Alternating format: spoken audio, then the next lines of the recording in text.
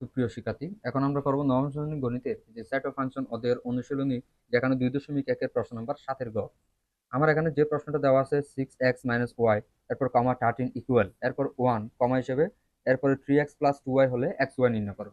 এখানে তাহলে আমার এখানে একই বন্ধনীর ভিতর যে এখানে হচ্ছে দুটা করে রাশি দেওয়া আছে, একই বন্ধনীর ভিতরে দুটা করে রাশি। এখন এই অঙ্কগুলো করতে গেলে, মান নির্ণয় করতে গেলে আমাকে অবশ্যই হচ্ছে ক্রমজোড়ের মাধ্যমে করতে হবে।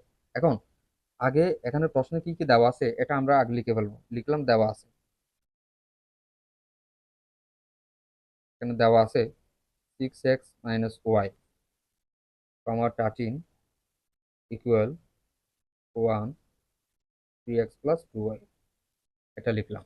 এখন এই অঙ্কগুলোকে বলা হচ্ছে ক্রমজোড়ের অঙ্ক। তাহলে ক্রমজোড়ের নিয়ম অনুসারে করলে প্রথমে লিখলাম ক্রমজোড়ে শর্তানুসারে পাই, ক্রমজোড়ে শর্তানুসারে পাই,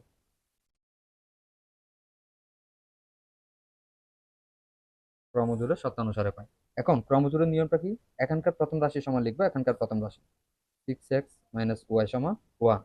এখানকার দ্বিতীয় রাশি সমান লিখবো এখানকার দ্বিতীয় রাশি, 3x + 2y ইকুয়াল কত দেওয়া আছে 13। আমরা ক্রমজোড়ের অঙ্ক এই নিয়মে করব। এখন এটাকে বললাম, এটাকে লিখলাম 1 নং সমীকরণ, আর এটাকে লিখলাম এই যে এখানে 2 নং সমীকরণ। এখন 1 নং সমীকরণকে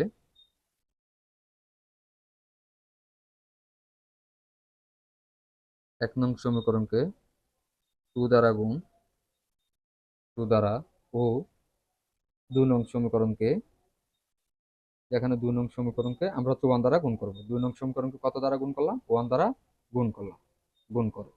এখন এখন 1 নং সমীকরণকে যদি আমরা 2 দ্বারা গুণ করি তাহলে কত হয়? এখানে 6x, তাহলে কত হবে? 12x মাইনাস এই 2 দ্বারা হচ্ছে আমরা যদি হচ্ছে y কে গুণ করি তাহলে 2y, তাহলে এই 2 দিয়ে যদি হচ্ছে 1 কে গুণ করি তাহলে 2 একে 2। এখন আবার এই যেখানে হচ্ছে 2 নং সমীকরণকে যদি 1 দ্বারা গুণ করি তাহলে কত হয়? 3x প্লাস এই যে এখানে 2y, এখানে কত দেওয়া আছে? 13।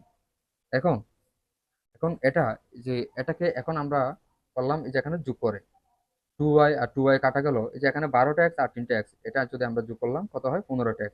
তাহলে এই যে এখানে 2 আর 13 কত হলো? 15, বা x সমান উপরে 15 আর নিচে এই 15টা নিয়ে আসলাম, তাহলে ভাগ করলে কত হয়? 1, বা x ইকুয়াল 1।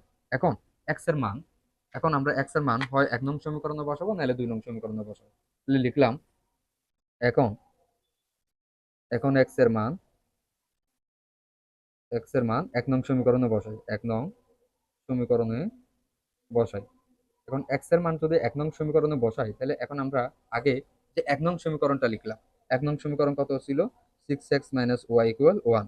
এখন x এর মানটা এই যে এখানে আগে 6টা বসালাম, x এর জায়গায় x এর মানটা বসালাম, মাইনাস y ইকুয়াল এই যে এখানে 1, বা তাহলে কত হয়? 6 একে 6, y ইকুয়াল এখানে কত? 1, বা মাইনাস y, এই যে এখানে 1 দেওয়া আছে, এই যে এখানে যে সংখ্যাটা সংখ্যার পাশে পক্ষান্তর করে নিলাম, বা মাইনাস y ইকুয়াল তাহলে কত হয়? -5।